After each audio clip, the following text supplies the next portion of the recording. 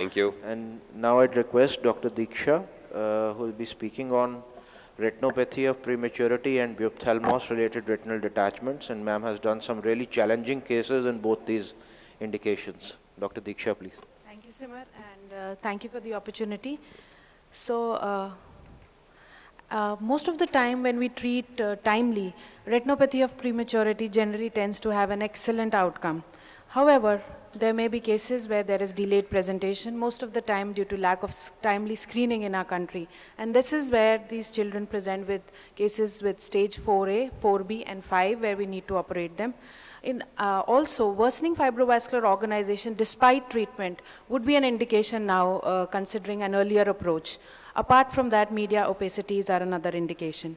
The surgical approaches include scleral buckling, lens-sparing vitrectomy, and lensectomy vitrectomy.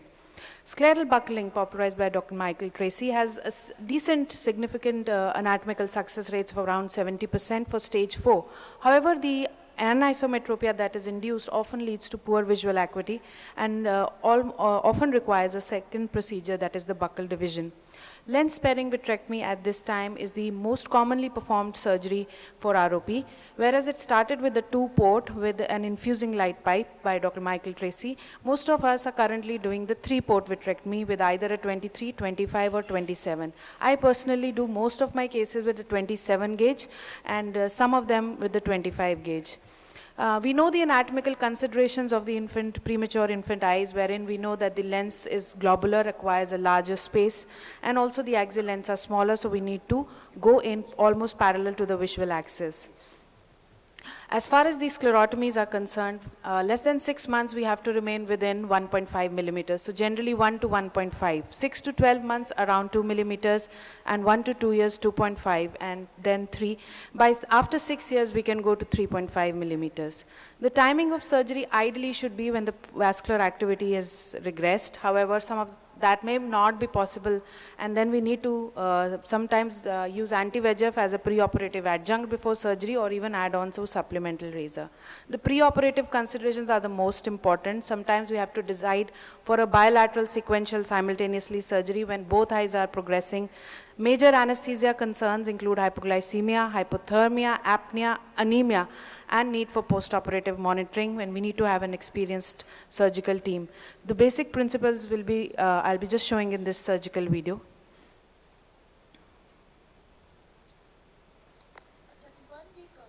Audio. The audio. Can we have the audio, please?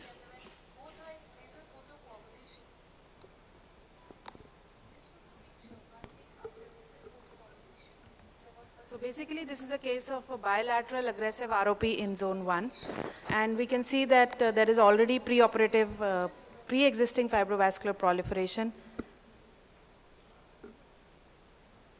Is it? So both eyes supplemental laser was done, and both eye lens sparing vitrectomy. So with preoperative there's no audio. Laser and injection anti-VEGF, we can see that there is reduction of plus disease. However, there is persistence of fibrovascular proliferation along the arcades.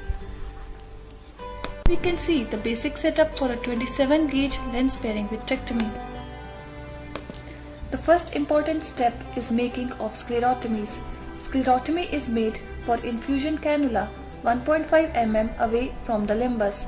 Conjunctiva is slided and entry is made perpendicular to the visual axis while avoiding inadvertent injury to the crystalline lens.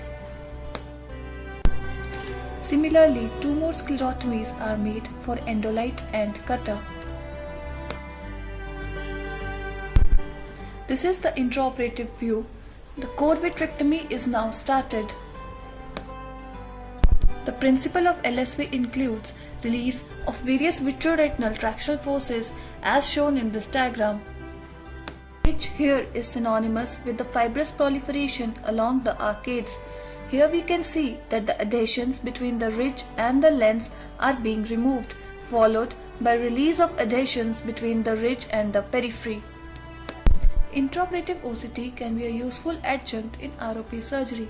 It can help in identifying the membranes and can guide their removal. Triamcinolone acetonide is added to stain the posterior hyaloid. Even though the complete removal of posterior hyaloid may not be possible in these eyes, here an attempt is made to remove the hyaloid between the arcades, followed by fluid air exchange. Any residual peripheral vitreous can now be removed under air. Fluid air exchange also helps in tamponading the ports in case a sutureless vitrectomy is planned, as shown in this case. Now the cannulas are removed and the ports are left sutureless. This is the outcome at 2 months. We can see that there is reduction of plasticity and arcades are now free of traction. Sometimes we need to reduce the, we need to go in with shorter instruments, commercially available with Alcon, and there's a special pediatric set. However, we may have to do it ourselves, wherein what has been reported is use a silicone small segment to shorten the length by around 1 millimeter. We need to do different approaches. For example, this is a case of a stage 4B wherein there is no space between the peripheral TRD and the lens, and then we need to go all nasal. This is a technique which has been published by Professor Dogra, and sir is in the audience. Herein we need to, what we do is all the 3 ports including the infusion cannula, the cutter and the endolite are placed nasally with the infusion cannula in the center, and then we proceed with the vitrectomy. The vitrectomy principles remain basically the same, I use triamcinolone more often nowadays because I've seen that there is always some amount of a partial separation of the hyaloid, and the triamcinolone helps us to identify that better. A complete PVD is not possible in most cases, but even a partial, especially at the posterior port, does help in improve the anatomical outcome, especially of the posterior pole. So it's the same case post-surgery.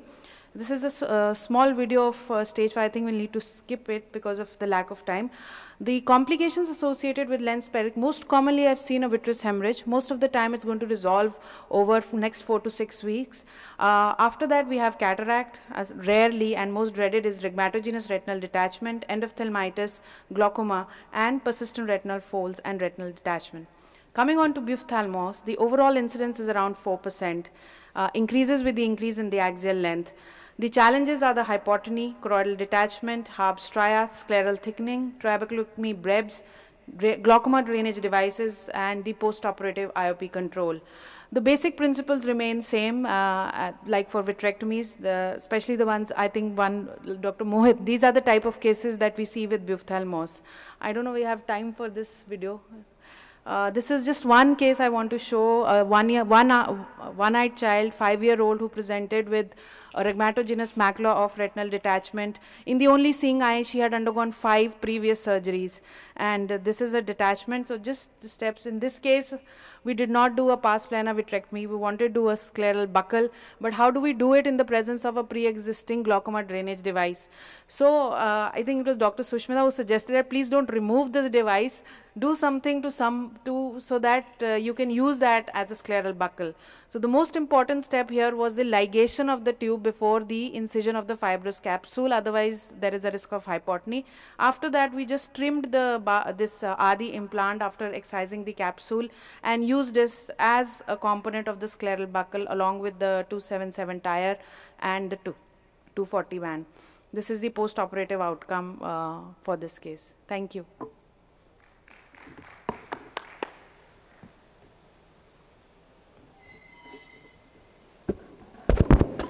Thank you so much, ma'am. I think they were really challenging surgeries.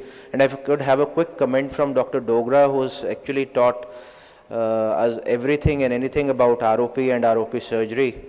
If I could have a quick comment from sir, please. Thank you very much, Deeksha. It makes me feel proud. I can only say that. The type of surgery you are performing, all challenging cases, I think I have no comment but my best wishes. Keep on doing great work. That's it.